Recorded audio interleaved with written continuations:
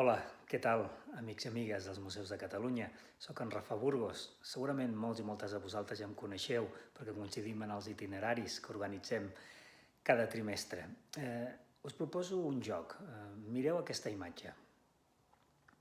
És probable que molts i moltes de vosaltres us soni perquè sempre que ens veniu a visitar allà a la nostra seu, al Palau de la Virreina, a la Rambla, doncs hi passeu per davant. De fet, es troba a la banda, en una de les bandes del Palau, just al costat de la botiga centenària de música Beethoven. Mireu-la bé perquè és força interessant. És singular en quin sentit? Perquè és una obra que va fer un escultor, i estem parlant que es va inaugurar el 1967, en concret l'1 d'octubre. Per tant, no era pas habitual trobar obra d'escultores. I en concret, la seva autora, la Luisa Granero, va ser una dona molt valenta i molt treballadora fins al punt que va arribar a aconseguir els seus objectius. De fet, va lluitar tant que va arribar a ser la primera catedràtica d'escultura de tot l'Estat. Ella era d'origen andalús, va morir el 2012 i per mirar de tirar endavant doncs, feia també de model.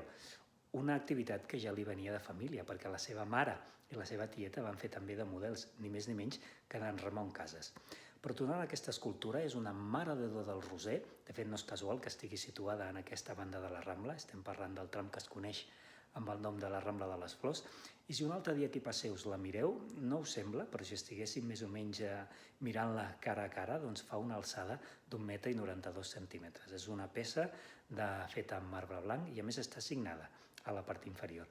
I mireu sobretot, jo us ho recomano, el que seria la cara tant del nen Jesús com de la Mare de Déu, perquè per fer el nen es va inspirar en el seu propi fill, que es deia Enric. Curiosament, un dels seus escultors amb la que ella li va influir i va ser el seu mestre, de fet, era l'Enric Monjo, i la cara de la Mare de Déu la va esculpir inspirant-se, una notícia potser una miqueta trista, en la seva germana, que havia mort feia relativament poc. Si us interessa la figura o la vida, la biografia i l'obra, sobretot, de la Luisa Granero, doncs passegeu per la ciutat, que trobareu molta obra, i sobretot aneu amb uns jardins, els jardins Maragall, que es troben al voltant del Palauet Albéniz, aquest palauet d'estil versallès que es troba a la muntanya de Montjuïc, entre l'Estadi Olímpic i el MNAC, el Palau Nacional.